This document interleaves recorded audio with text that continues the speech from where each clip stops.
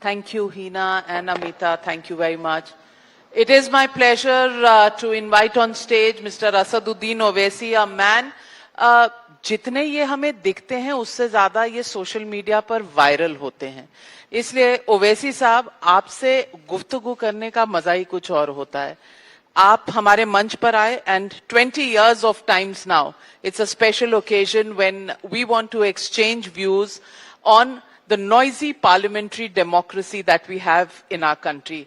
ओवैसी साहब, मैं सबसे पहले तो आपसे पूछना चाहूंगी, पार्लियामेंट में आपकी आवाज बहुत सुनाई देती है और आप हमेशा क्रिटिसाइज करते रहते हैं कि सरकार को क्या करना चाहिए. अब ये जो वेस्ट एशिया का युद्ध चल रहा है, इस पर आपके बहुत तीखे सवाल हैं. कल गवर्नमेंट ने ऑल पार्टी मीटिंग बुलाई और उस पर सारी चर्चा कर ली. अब भी कोई सवाल बाकी है? पार्लियामेंट के अंदर मीटिंग होना और एक ऑल पार्टी मीटिंग होना वो दो मुख्तलिफ चीजें हैं. अगर आप पार्लियामेंट के अंदर चर्चा कराते तो बहुत अच्छा होता. हमको बाहर निकलकर आपको फोन पे नहीं बताना पड़ता या कोई पूछ रहा है उसको बताना नहीं पड़ता. देश को मालूम हो जाता वैसे ही लाइव टेलीकास्ट में. ये समझ में नहीं आया कि ये सरकार ऑल पार्टी मीटिंग कर सकती है वेस्ट एशिया पर, मगर डिस्कशन अलाउ नहीं करती पार्लियामेंट में. तो इससे ये मालूम होता है कि ये पार्लियामेंट के ताल्लुक से सीरियस नहीं है. पार्लियामेंट देश की जनता का है और देश की जनता का हक बनता है कि वो देखे कि उनके इलेक्टेड एमपी सरकार जिसको इलेक्ट किया वो क्या कर रही है. तो ये बड़ी अफसोस की बात है कि ऑल पार्टी मीटिंग में वेस्ट एशिया के ऊपर बात हो सकती है, मगर पार्लियामेंट के अंदर चर्चा नहीं कराना चाहती सरकार. लेकिन पार्लियामेंट में प्रधानमंत्री ने दोनों सदनों में एक स्टेटमेंट किया, एक्सटर्नल अफेयर्स मिनिस्टर जयशंकर जी ने भी किया, पेट्रोलियम मिनिस्टर ने अपना स्टेटमेंट दिया, एग्रीकल्चर मिनिस्टर ने. आपको लगता है कि जब युद्ध जारी हो तो कोई भी देश इंटरनेशनल पोजीशन इस तरह से ले सकता है या उसे लेना चाहिए, या इस वक्त सिर्फ नेशनल इंटरेस्ट पर सोचना चाहिए? जब चाइना से जंग चल रही थी 1960s में, पार्लियामेंट चल रही थी, क्वेश्चन आवर हो रहा था और पार्लियामेंट में चाइना की जंग के ऊपर डिबेट भी हुई. अब हम क्यों नहीं करा सकते? अच्छा, ये तो जंग में हम तो जंग नहीं लड़ रहे हैं, हम अफेक्टेड पार्टी हैं. हम अफेक्टेड इसलिए भी हैं कि एक तो सरकार की गलत फॉरेन पॉलिसी की वजह से, दूसरा हमारे करीब 1 करोड़ भारत के नागरिक वहां काम कर रहे हैं. तो मिनिस्टर ने स्टेटमेंट दिया, प्रधानमंत्री ने दिया, वजीर आजम ने दिया, तो हम देकर चले गए. अगर वो एक एक सवाल हमको पूछने देते तो हम सरकार को पूछते थे कि भाई आप जवाब देकर चले जा रहे हैं, कम से कम हमारे सवालात का जवाब तो दीजिए. अब हम सिर्फ सुनने तो नहीं आए ना वहां पार्लियामेंट में. हम तो कोई खवाली पार्टी, ऑर्केस्ट्रा पार्टी या ऑडियंस नहीं कि थालियां मार के जाए hello the leader, good leader बोल के. तो हमको तो पूछने का राइट है. आप सिर्फ बोल के चले जा रहे हैं और ये समझ रहे हैं. हाँ, एक बात जरूर बोलूंगा कि प्रधानमंत्री ने, नरेंद्र मोदी ने जो नेसेट में स्टेटमेंट दिया था उससे थोड़ा बेहतर पार्लियामेंट में बोला. कम से कम उन्होंने ये तो नहीं बोला कि we stand with genocidal regime. उन्होंने बताया, बोला कि बल्कि उन्होंने तो देश को बताया कि हम कैसा कोविड में एक साथ थे और इसके रिपरकशंस होने वाले हैं. तो वो 2-3 स्टेटमेंट मुझे लगा कि हाँ, थोड़ा डिफरेंट रहा. आपने 1962 वॉर की, तब भी ये बंद कमरा था और ऑल पार्टीज थे पार्लियामेंट में, टेलीविजन तब भी नहीं था, सोशल मीडिया तब भी नहीं था. तो अब है नहीं, इसीलिए आपने बंद कमरे में बात की. बंद कमरे में नहीं बात की. पार्लियामेंट में रूल्स है कि अगर हम पार्लियामेंट के प्रोसीडिंग्स को विदाउट मीडिया रिपोर्टिंग करना चाह रहे तो वो रूल है, उसमें प्रोविजन है. रूल नहीं इस्तेमाल किया गया था और जबकि हम उस जंग में बहुत नुकसान उठाए हम उस जंग में, तब भी रिपोर्टिंग हो रही थी, क्वेश्चन आवर हो रहा था. मगर आज हम उस पर डिबेट ही नहीं करना चाह रही सरकार. और ऑल पार्टी मीटिंग बुलाकर आप एक 4 मिनट बोल लीजिए, आप 2 मिनट बोल लीजिए, 3 मिनट बोल लीजिए, और फिर फॉरेन मिनिस्टर बोलते हैं कि हम दलाल नहीं है. तो मेरे दिमाग में ख्याल आया, शायद नहीं बोल सका, बोल रहा हूं, अगर हम दलाल नहीं हैं तो क्या देश के प्रधानमंत्री और डॉक्टर जयशंकर ये कहना चाह रहे हैं कि इजराइल तवायफ है और पाकिस्तान पिंप है क्या? मैं पूछता था मैं, तो मालूम ही नहीं। आप बताइए, आप डिबेट ही नहीं करना चाह रहे। आप बोल रहे हैं कि शायद इसलिए क्योंकि जिस तरह के लफ्ज आपने इस्तेमाल किए, नहीं, शायद ये लफ्ज कोई भी देश दूसरे देश के बारे में ना कहे तो बेहतर है। नहीं, दलाल, हम दलाल नहीं है, कहा ना उन्होंने। आप बताइए कि क्या देश के फॉरेन मिनिस्टर को आपने रिपोर्ट किया? मैंने नहीं कहा ये बात। आप तो अंदर थे। नहीं, अंदर था, मैं अंदर था, तब भी बाहर आकर नहीं बोला किसी को। आप लोगों ने रिपोर्ट किया कि दलाल। तो दलाल का मतलब क्या होता है? दलाल का मतलब क्या होता है बताइए ना। शायद वो, मैं सोच रहा हूं, शायद वो इसी बोल रहे हैं कि इजराइल एक तवायफ है और पाकिस्तान पिंप है उसका। दो कंट्रीज ऐसे हैं जो किसी को सुकून से जीने नहीं देते नेबर में, और दोनों का एक रिलीजन के नाम पे बनाया गया। अब दोनों किसी को चैन से जीने नहीं देते। अब सरकार बोलती है कि आप रिलीजन की बात ला रहे हैं, तो मैं आपसे पूछूं, जब ईरान मिसाइल चलाता है गल्फ के कंट्रीज पर, तो फिर रिलीजन का क्या होता है? नहीं, इजराइल के ऊपर हमला किसने किया बताइए? आप बोल दीजिए। ईरान पर हमला किसने किया? अरब कंट्रीज ने तो नहीं किया। ईरान ने किस पर हमला किया? नहीं, ईरान, जिनका कोई लेना देना नहीं, ईरान पर किसने हमला किया? एक आदमी को जो ऑरेंज कहते हैं उसने हमला किया। एक डिल्यूजनल प्रेसिडेंट है और एक जेनोसाइडल प्राइम मिनिस्टर है। आपने हमला किया और 165 स्कूल के बच्चे बच्चियों को आपने हत्या कर दी। आप किसी से बात कर रहे हैं, अगर नविका कुमारी मुझे बोलते हैं कि आओ बैठ के बात करेंगे, तो मेरे चैनल पे क्यों नहीं आ रहे?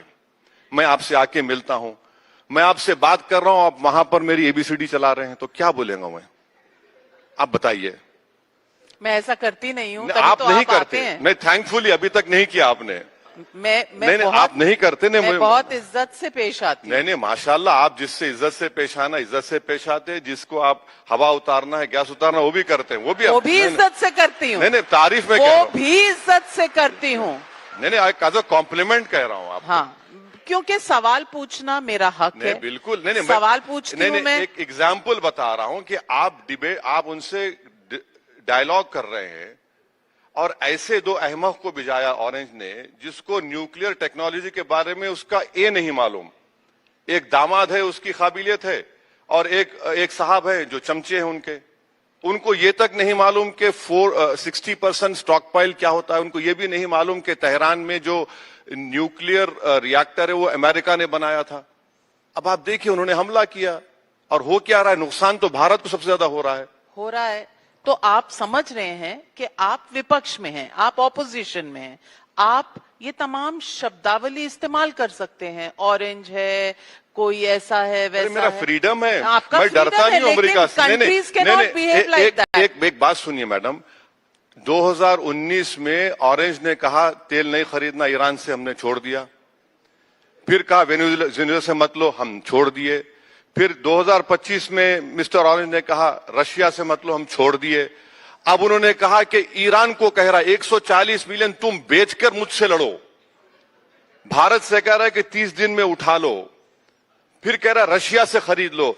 आप मुझे बताइए, ये 56 इंच का नेशनलिज्म है कि हम, कोई गोरी चमड़ी वाला हमको अमेरिका से बोलेगा ले लो, हम ले लो, बंद करो तो बंद कर दो? ये कौन से मोहब्बत है देश से? बोलिए आप। ये सवाल आपका जायज है, लेकिन और जायज होता अगर आपका जो दिल है तब भी ये सवाल पूछता, जब यूपीए सरकार में हिलरी क्लिंटन ने कहा था कि ईरान से नहीं खरीदना, और बंद कर दिया गया था, सैंक्शन हो गया था, ईरान के खिलाफ 3 बार वोट किया यूपीए सरकार ने। तो मैं, आप कहाँ थे? आप सुनिए, मैं अंदर था। आपका टाई अप था तब यूपीए के साथ, तो सवाल पूछना ही भूल गए। सुन तो लीजिए, आप सुन तो लीजिए। सुन रही हूँ। मैंने पार्लियामेंट में और पार्लियामेंट के बाहर मीडिया से कहा था, यही ईरान था जिसने कश्मीर के मसले को पाकिस्तान उठाना चाह रहा था।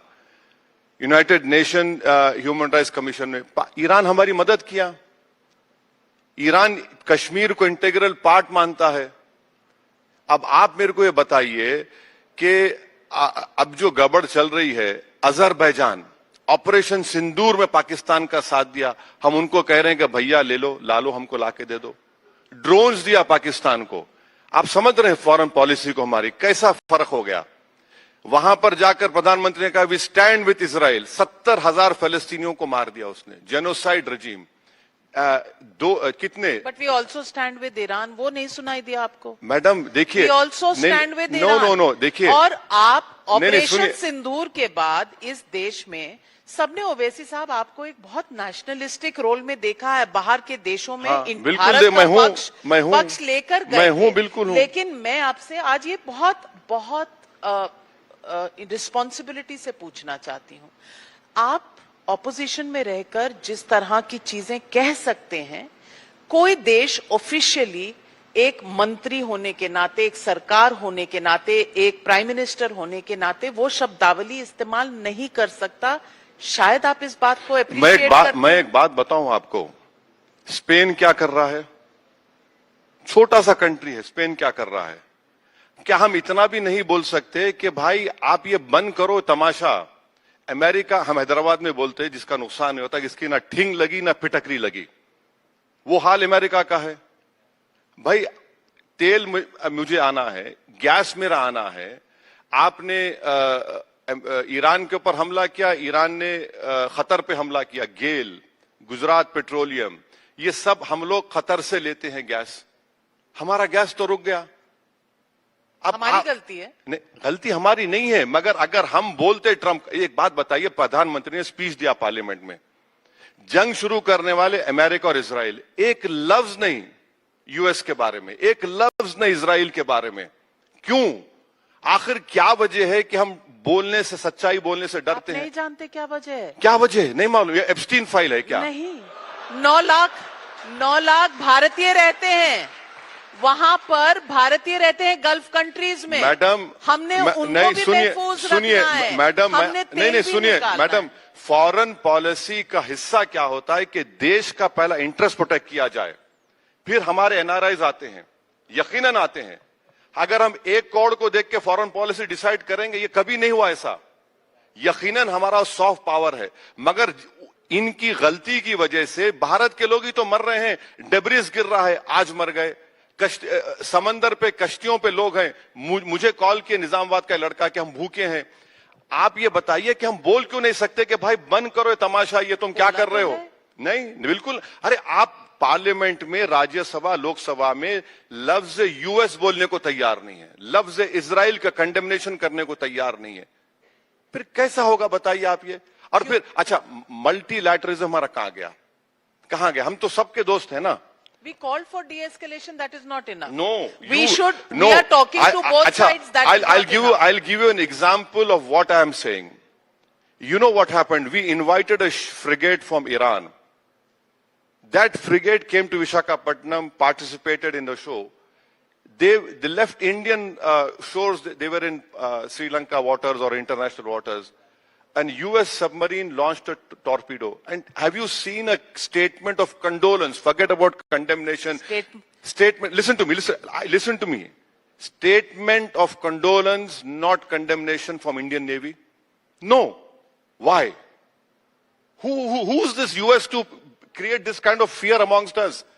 Our forefathers didn't fought the Britishers for 200 years. That just because a 4-year term president can create this sort of psychological fear in us.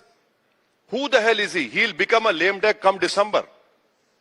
He'll become a lame duck president. Owaisi साहब, आपकी जो खासियत है ना, आप हाफ ट्रूथ्स बताते हैं। अरे मैडम, आपने बोला कम से कम आधी सच्चाई तो बता रहा हूं, कोई वो भी नहीं कर रहा है ना। मैं दूसरे तो पूरी झूठ बोल रहे हैं, व्हाइट लाइज, परपेचुअल लायर्स हैं पूरे। इजाजत से थोड़ा मैं भी बता दूं आधा फैक्ट जो आपने नहीं बताया। बोलिए मैडम। एक फ्रिगेट जो टॉर्पीडो हुई थी, उसकी जगह एक शिप यहाँ पर डॉक थी। उनके जो शिप खराब थे, उनके सेलर्स को हमने यहाँ रखा हुआ था। सब कुछ कर रहे थे, किसके? ईरान के। वो नहीं दिखा, उसकी चर्चा तक नहीं हुई। आपने बोला नहीं जब आपने कहा कि हम एक तरफ की कर रहे हैं, ईरान की कहानी आप गोल कर गए। मैडम से बताइए, एक बात सुनिए, एक बात सुनिए। अगर मैं आपकी दावत में यहां पर आया हूं, मैं गिर जाता हूं, खुदा ना खास्ता, कुछ हाथ को मार लग गया, अरे असद साहब आपको क्या हुआ? डॉक्टर को बुलाओ, पानी पिलाओ। आप तो चलिए मैं बाहर चला गया, रास्ते में टक्कर हो गई, आप फोन तो करेंगे, अरे आप मेरे प्रोग्राम को आए थे, क्या हुआ आपको? आपको पता है फोन नहीं गया था? कुछ नहीं। आपको पता है? Indian navy has not even offered condolences. क्यों? अच्छा, आपको मालूम मैडम, 5 दिन के बाद हमने कंडोलेंसेस दिया खामेनेई के बारे में। एक प्रेस नोट था जो वापस लिया गया। आपको मालूम ये बात कि कहा गया कि मत दो कंडोलेंसेस। बाद में ख्याल आया सुप्रीम लीडर को, नहीं जाके लिख दो, लिख दी हमने। अच्छा, उसके 7 दिन के बाद ख्याल आ रही 165 बच्चे मारे गए, उनका भी कंडोलेंस कर दो, कर दिया हमने। फिर हम 5 दिन इंतजार क्यों करें कि ये रेजिम गिर जाएगी? जब नहीं गिरी तो हमारे प्राइम मिनिस्टर 2 मरतबा उनके प्रेसिडेंट से बात कर लिए। अच्छा, अब क्या हो रहा मालूम?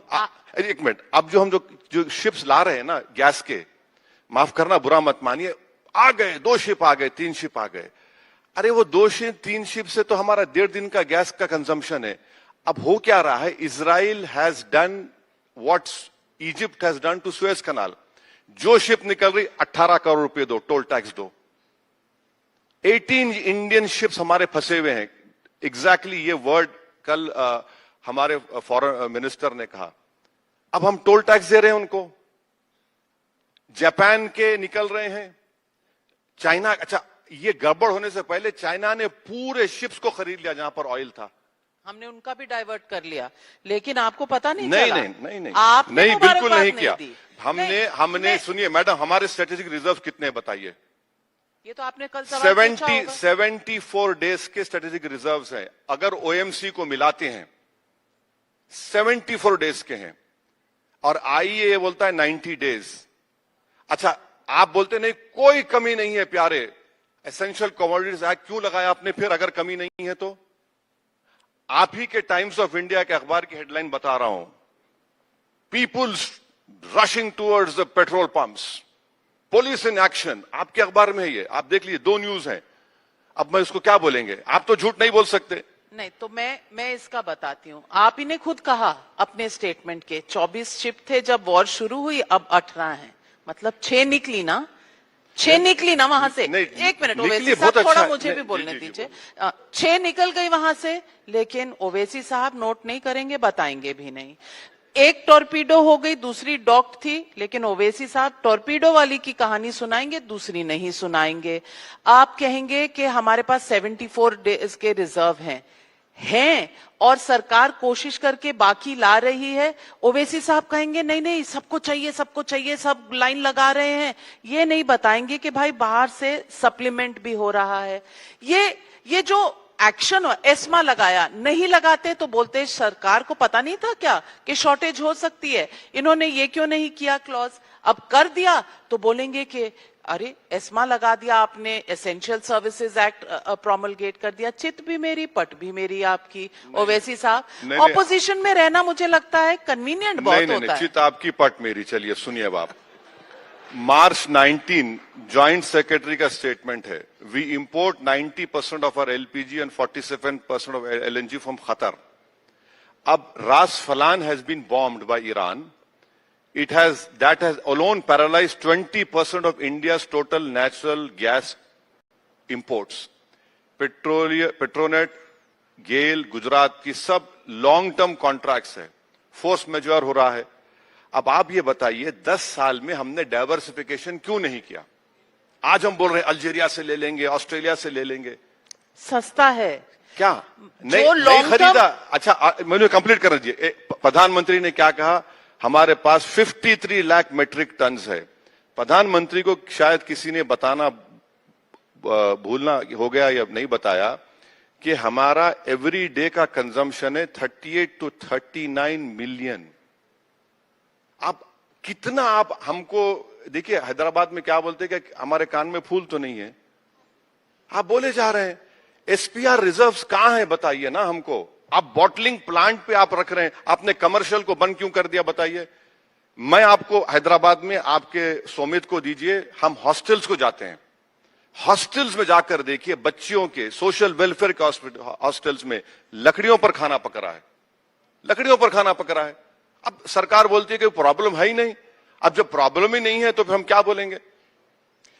प्रॉब्लम ओवैसी साहब आप भी जानते हैं कि है, लेकिन पैनिक नहीं होना है, क्योंकि पैनिक के अलग फॉलआउट्स होते हैं, ये आप जानते हैं, लेकिन आप दिखाएंगे नहीं कि आप सब समझ रहे हैं। मैं सवाल ये भी आपको बता दूं कि आज आप कह रहे हैं कि डाइवर्सिफाई पहले क्यों नहीं किया। आप जानते होंगे कि आप अपने नजदीकी वाले सप्लायर्स के पास जाएंगे तो आपको कॉस्ट एडवांटेज मिलेगा, because freight is a big part of oil import. Madam, I strongly disagree with you. We had signed one contract after the 11 years of the government with US in 2026. If that is also, that is known as 22 MTA US LPG deal 2026. It covers only 10% of our annual import. In 11 years, why didn't we diversify? What we have done, C3, C4 से बंद करके आपने नीचे कर दिया पूरा। दूसरा आपने क्या किया कि कमर्शियल बंद कर दो तो हम 50% हमारा प्रोडक्शन देश का हो गया। अभी 50% बाहर से लाना है। कहां से आ रहे हैं, कहां से आ रहा है बताइए। एक शिप, दो शिप, तीन शिप अगर आएंगे तो वो 1.5 दिन, 2 दिन, 3 दिन का चलेगा। यही चीज अगर नरेंद्र मोदी अगर इजराइल जाने से पहले सोचते, ये जंग जो है नेतन्याहू की जंग है, ये जंग उनकी पर्सनल जंग है। अगर नरेंद्र मोदी नहीं जाते तो क्या कतर पर स्ट्राइक नहीं होता? कम क्या से स्टेट्स कम ऑफ हॉर्मुज में असर नहीं पड़ता? कम से कम नरेंद्र मोदी खड़े होकर मिस्टर ऑरानिश को बोलते, मिस्टर सो एंड सो बस करो। मोदी जी को इस्तेमाल किया गया इजराइल ने, वहां उनको यहां पर आना था। मोदी जी को इस्तेमाल करके उन्होंने अपना जेनोसाइड को व्हाइट वॉश करने की कोशिश की। हुआ तो नहीं। नहीं हो सकता ना, जब 70,000 बच्चों की लाशें दिख रही हैं, लोगों की घर दिख रहे हैं। आप मान रहे हैं कि मोदी जी इतने इंपॉर्टेंट हैं कि देश बुलाते हैं व्हाइट वॉश अपने एक्शंस कराने के लिए, मान रहे हैं ना आप? आप मान रहे हैं कि उनकी अहमियत इतनी है। अब आप जवाब, एक मैडम जवाब सुनिए। आप थाली मार रहे हैं, जवाब सुनिए। 80,000 लोग मारे गए। हमारी देश की इंपॉर्टेंस उससे होगी कि एक रिजीम 80,000 लोगों को मारेगा और हम जाके उसको व्हाइट वॉश करेंगे? ये हमारी अहमियत है। 20 लाख में से 8 लाख लोग के घर बर्बाद हो गए, 20-25 हजार बच्चे मारे गए। तो मोदी जी ने कब इसको सपोर्ट किया है? मुझे बता दीजिए ना, कौन सा स्टेटमेंट कब कंडेम किया? कहा नहीं कहा उन्होंने कोई कंडेमनेशन नहीं। We are in favour of peace and we appeal to both sides to de-escalate. What else does madam एक बात सुनिए, इस देश की खुसूसियत यह है कि नेल्सन मंडेला जेल में थे। हम नेल्सन मंडेला जिंदाबाद बोलते थे। हम उस व्हाइट अफ्रीका से ट्रेड नहीं करते थे। इंडिया, अच्छा मौजूदा दौर में हम ग्लोबल साउथ की बात करते। क्या ये ग्लोबल साउथ नहीं है? पैलेस्टाइन इशू नहीं है ग्लोबल साउथ, बताइए। अच्छा प्रधानमंत्री गए, October 7th on Israel is acceptable to you. 1948 Nakba is acceptable to you? Nothing. 1948 no Nakba. killing of innocent Exactly, that is what I'm saying. Should be acceptable to anybody. Please madam, do not draw religious lines on this. This October 7th is not the starting of the killing of innocent people. 1948 Nakba. That was the point. Where are the Palestinians now? Living in Jordan, living in Arab countries. हम बात भी नहीं करते उनके बारे में, condemnation भी नहीं करते। नेल्सन मंडेला को हमने साथ दिया था। इंडिया स्टूड फॉर, अभी तो हम ग्लोबल साउथ बोलते हैं। अच्छा मैडम ये बोलिए, ये सब छोड़िए पैलेस्टाइन को बाप, हम ब्रिक्स के होस्ट हैं, क्वाड के होस्ट हैं। मोदी जी या जयशंकर एक जूम पे मीटिंग कर लेते इस जंग के बारे में। हम क्यों बोल रहे? पाकिस्तान कर सकता, तो हम तो होस्ट है ना क्वाड के, ब्रिक्स के, हम नहीं कर पाए।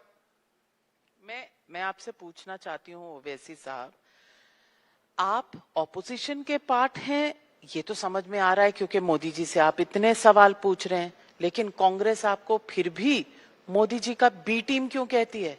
वही समझ में नहीं आ रहा मुझे, आप बता दीजिए क्या है। बैठते तो आप उनके साथ हैं। मुझे समझ में अगर आपको वो नहीं समझ आ रहा तो ये कैसे समझ आ रहा है? नहीं, अब ये तो देखिए, ये तो किसी को रॉकेट साइंटिस्ट होने की जरूरत नहीं है। मुझे समझ में नहीं आ रहा है, मैं इतना सब बोलता हूं, फिर भी ये हमारे मुझसे इतनी मोहब्बत करते कि इन लोग समझ ही नहीं पाते। अरे हम राज्यसभा में वोट दिए उनको, बिहार में वोट, आप देखिए क्या हुआ। अच्छा, अगर मैं न्यूट्रल हो जाता। आप न्यूट्रल नहीं है मतलब? नहीं, न्यूट्रल नहीं, आप न्यूट्रल नहीं है। किसकी तरफ है बता तो दीजिए। सारा देश पूछ रहा है कि ओवैसी जी हैं कहां। मेरी पॉलिटिक्स नरेंद्र मोदी की तरह न्यूट्रल नहीं है। अच्छा, मेरी जो पॉलिटिक्स है हर तरफ से फायदा ले वो लो। अपनी पार्टी की प्रमोशन, पार्टी को स्ट्रेंथन करने की है। अच्छा, मैं ये बता रहा हूं कि अच्छा, न्यूट्रल की बात जब आई, हमारा 5 टर्म के एमपी हूं। जब कांग्रेस की सरकार थी, मनमोहन सिंह साहब वजीर आजम थे, चिदम्बरम ने यूएपी एक्ट लाया था। डिस्पाइट बीइंग इन यूपीए मैं अपोज किया, I asked for division also. और मैं जो स्पीच में बोला था कि this particular section will be used, the definition of terrorism will be used to incarcerate many people. I have been proven right. In 2019, Amit Shah made it more draconian. Congress party supported it. TMC walked out instead of asking for division. I stood there with Imtiaz Jalil, and every amendment we had moved, I have been proven right, because it is now one of the Supreme Court judges have recently said that using UAP is only to prolong the trial.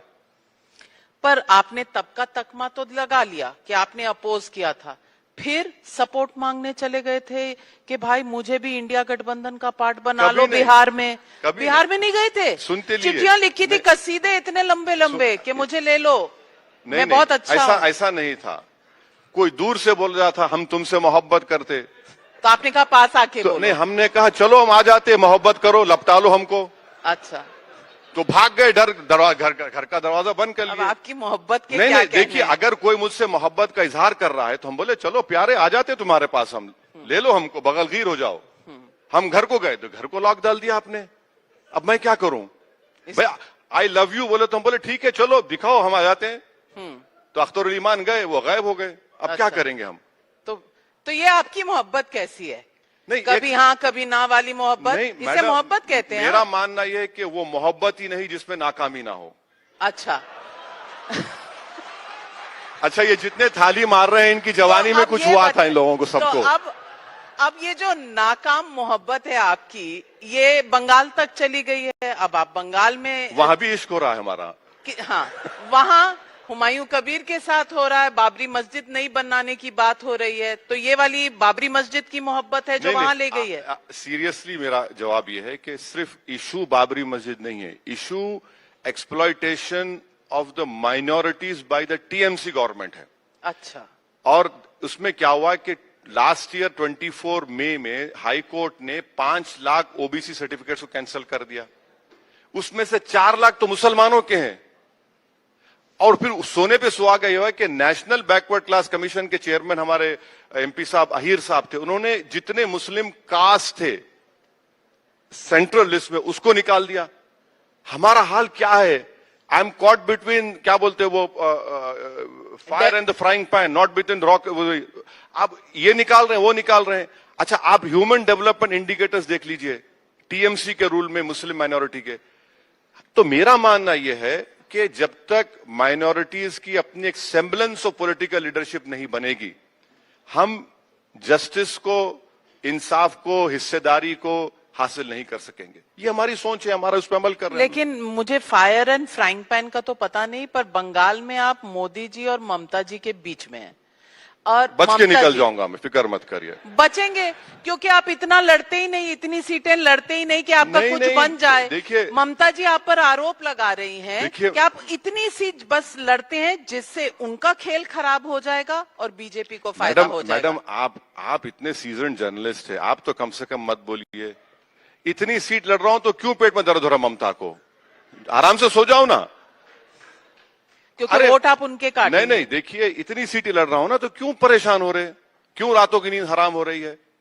हम इतनी लड़ते, इतने में ही हम जीत कर आएंगे, बताएंगे उनको। कितनी लड़ेंगे? नहीं, जितने अभी आजकल ये मेरे ख्याल से 10 या 12 सीटें कुछ होंगी, हम लड़ेंगे बस। हाँ, बस इतना ही फायदा कराना है आपको बीजेपी को? नहीं, डील बड़ी नहीं कराई ना आपने बीजेपी से मेरी। अब मैं क्या बोलूं इस पे?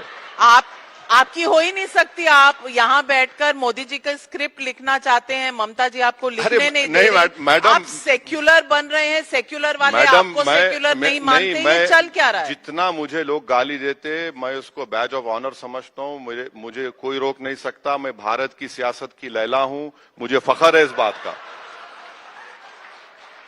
अब और क्या बोलूं? कौन है? हाँ, पूरे ये सब मजनू है, ये सब मेरे दीवाने हैं, मजनू है। एक तरफ पलट के देख लिया मुझे मैं देखता ही नहीं हूं तो बीजेपी भी मजनू है? नहीं, आई कोई अब देखिए, चिट्ठी, कोई संदेश? एक हाइपर नेशनलिज्म है और एक फॉल्स सेक्युलरिज्म है। अच्छा, उस बीच में हम लड़ाई लड़ रहे हैं। सच्चा है एक ईमान जिसका है वो है असदुद्दीन नहीं, मैं बहुत बड़ा गुनाहगार हूं। अच्छा, मैं कोई शरीफ आदमी नहीं हूं। नहीं हो? बिल्कुल नहीं हूं। मैं खुल के कह रहा हूं। हाँ। मैं खुल के कह रहा हूं, मुझमें बहुत ऐब हैं, कमजोरियां हैं, सब हैं। हम कोशिश कर रहे हैं अच्छा बनने की और पार्टी को भी आगे बढ़ाना चाह रहे।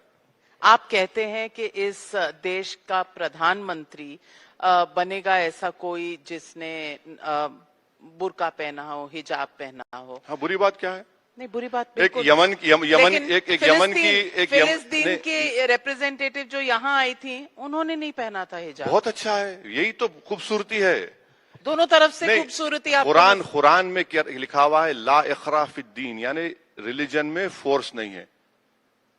पहनते हैं, बहुत अच्छा है, पहनिए। नहीं पहनते, आपका राइट है। अगर पहनते हैं तो उनका रिलीजियोसिटी नजर आती। वो यमन की एक लेडी को नोबेल प्राइज मिला हिजाब पहनने वाली को, उसको क्या बोलेंगे आप? बैकवर्ड बोलेंगे? नहीं मैडम, हिजाब जो पहनते हैं ना। लेकिन जब आप कहते हैं कि इस देश की प्राइम मिनिस्टर सिर्फ हिजाब वाली, तो आप रिलीजन को नहीं, आप पर्दे को इंपॉर्टेंस दे रहे हैं। नहीं, देखिए, कोई भी बन सकता है। देखिए, अगर पूरे भारत में जामिया मिलिया यूनिवर्सिटी चले जाइए आप, एक से एक बेहतरीन स्कॉलर आपको नजर आएगा जो हिजाब पहनी हुई है। एक से एक बेहतरीन साइंटिस्ट या would be scientist, mathematician, MBBS, doctors. Sir के ऊपर कपड़ा है, दिमाग के ऊपर नहीं है। जो लोग इस तरह की बात करते हैं ना, उनके आंख पर भी पर्दा है, दिमाग पर भी पर्दा है। इसीलिए तो मैं आपसे कहती हूं कि आपका जोर महिला पे क्यों नहीं है, हिजाब पे क्यों? अरे मैडम, आप किसी महिला को बनाइए ना। अरे हिजाब हो या ना हो, हिंदू हो या मुसलमान हो। बिल्कुल है। मेरी पार्टी में कई ऐसे वुमेन मेंबर्स हैं जो हिजाब नहीं करते, तो मैं क्या उनको बोलूं? मैं नहीं बोलता हूं उनको।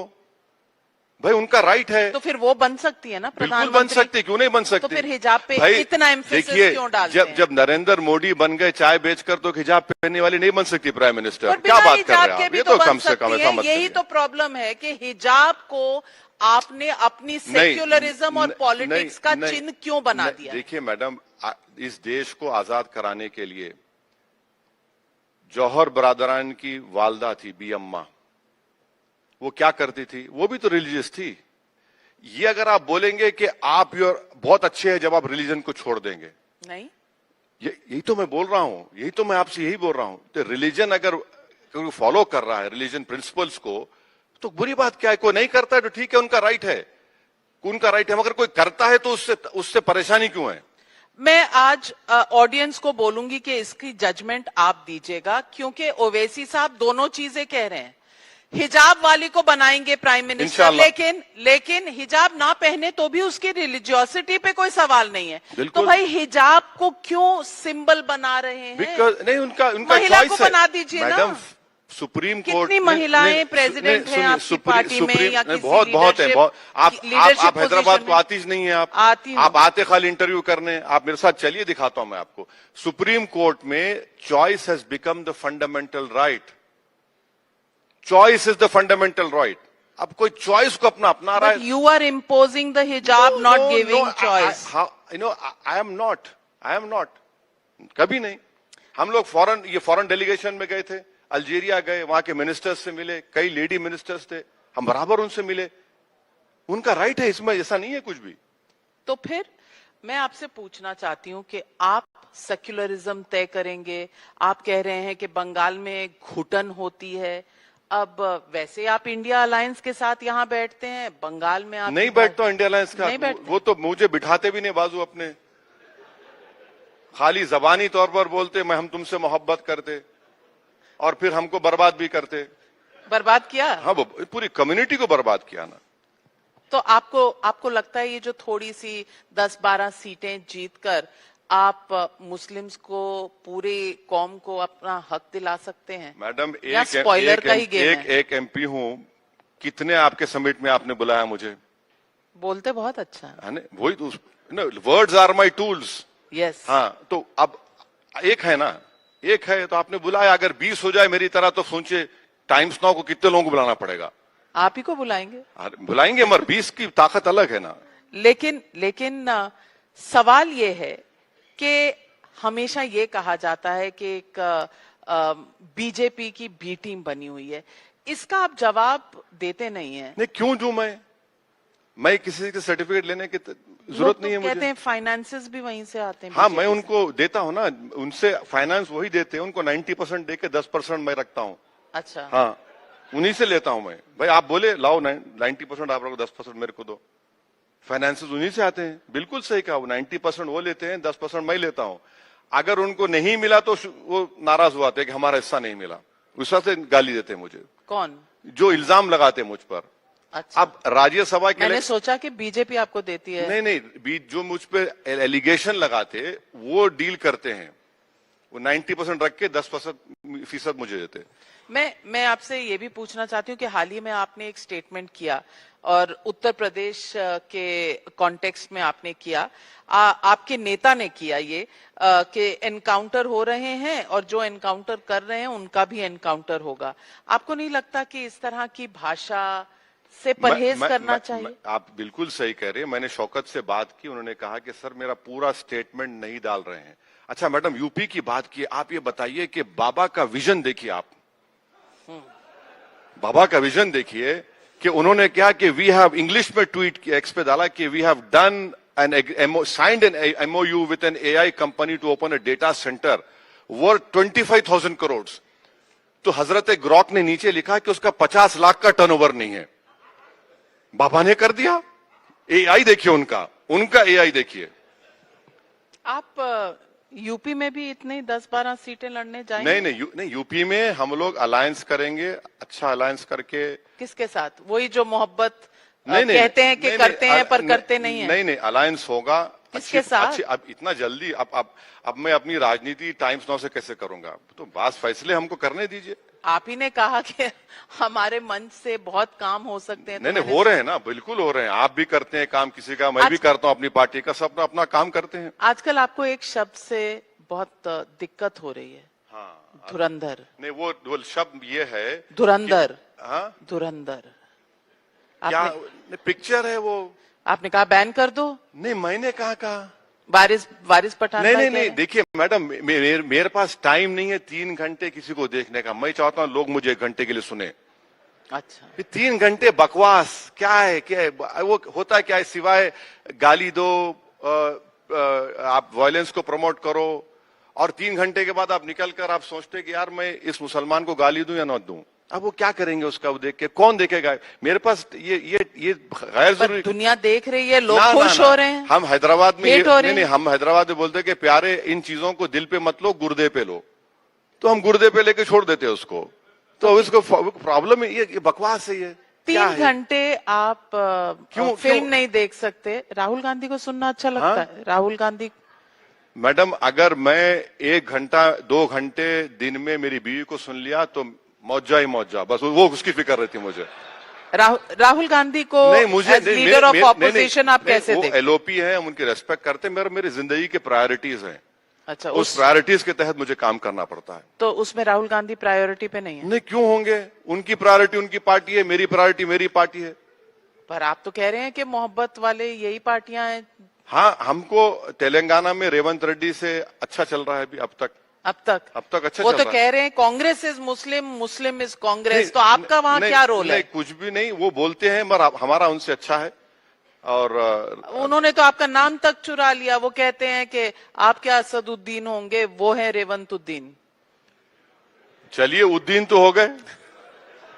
कंपटीशन कर दिया उन्होंने। नहीं, मगर उनको क्रेडिट देना पड़ेगा। मेरी कॉन्स्टिट्यूंसी में उन्होंने 2000 करोड़ का मेट्रो लाइन दिया।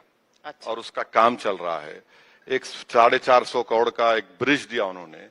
तो डेवलपमेंट के लिए हम बराबर उनसे मिलते, रिप्रेजेंट करते, और वो बड़े पॉजिटिव हैं, प्रोएक्टिव हैं, अच्छी चीज है। तो वहां पर आप वोट नहीं काटेंगे उनके? कहाँ पे? हम तो उनके खिलाफ भी लड़े रिसेंट म्युनिसिपल इलेक्शन में। ये कभी हाँ कभी ना वाली मोहब्बत कैसे मैडम, चलती है? मंडे को मोहब्बत है, ट्यूसडे को नहीं है, वेडनेसडे को है, थर्सडे को नहीं है, ये कैसी मोहब्बत है? संडे के बाद अंडे आता है तो क्या करेंगे?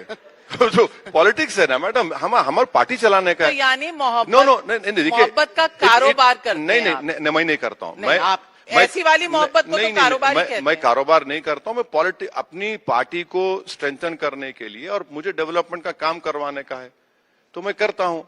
अब हम मालेगांव से मैं हमारे एमएलए को ले जाकर किरण रिजिजू से मिला, मैं मालेगांव से एमएलए को ले जाकर गिरिराज से मिला, मैं वो आइडियोलॉजिकली डिफरेंट है पावरलूम इंडस्ट्री के बारे में।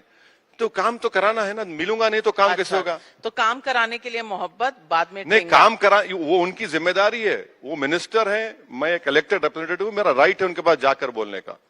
मैं सिर्फ आपको दो चीजें बताना चाहती हूँ फैक्ट के तौर पर। आज सुबह किरण रिजिजू जी इसी प्लेटफॉर्म पर थे और उन्होंने कहा कि 5वें दिन जाकर हमने कंडोलेंस नहीं दिया, जिस दिन कंडोलेंस रजिस्टर खुला उसी दिन हम गए थे। फैक्चुअली ये स्टेटमेंट ये फॉल्स है, इसलिए फॉल्स है कि आपके मुंह में जबान है, आप सरकार में हैं, आप एक स्टेटमेंट जारी कर सकते थे। चलिए वो भी नहीं तो कम से कम हमारे अमित को बोल देते कि सोर्सेस से हमने कंडेम कर दिया या कंडोलेंस दिया, वो भी नहीं किया आपने। रजिस्टर क्यों आप बोल सकते थे ना। 165, चलिए ईरान से आपको जो भी होगा, इजराइल या ट्रंप की डर से आप नहीं बोले, 165 बच्चे मारे गए, उन पे तो बोल देते कुछ। मैंने सवाल एक और आपको बताना था फैक्चुअल कि पैलेस्टीन की जो फॉरेन मिनिस्टर वारसेन आगाबेकियान शाहीन भारत आई थी, उन्होंने कहा भारत ही इजराइल और फिलिस्तीन के बीच में एक ब्रिज हो सकता है। उन्हें यकीन है मोदी पर, आपको क्यों नहीं है? ये कैसे समझ में यकीन नहीं होगा आता। जब कैसे यकीन होगा जब नरेंद्र मोदी नेसेट में जाकर जो किसी को अवार्ड नहीं दिया वहीं बनाकर उनको पहना दिया गया और उन्होंने खड़े होकर बोल दिया कि we stand with Israel. For what do we stand with Israel? For the genocide? For what they are doing? For what they have destabilised the whole region? They have created problems for India. They have created huge economic problems for us. We have the genocide happened later, by the way. वो time का No, it is still continuing, by the way. Even after the so-called ceasefire, 800 Palestinians have been killed. Yesterday there was a bombing on the tents. Can you imagine a regime bombing on tents? On tents and killing innocent children and people over there. Asaduddin Owaisi, as always, you are the representative of the noisy democracy that we have in India. Thank you very much for inviting me. We are Thank you, grateful for your views and Times Now के 20 साल के सफर बहुत-बहुत में मुबारक हो आपके बहुत-बहुत शुक्रिया। आपके साथ मिलते रहे, यूं ही गुफ्तगू होती रहे, यही हमारी बहुत शुक्रिया। कामना है। Thank you. Thank you very much, ladies and gentlemen.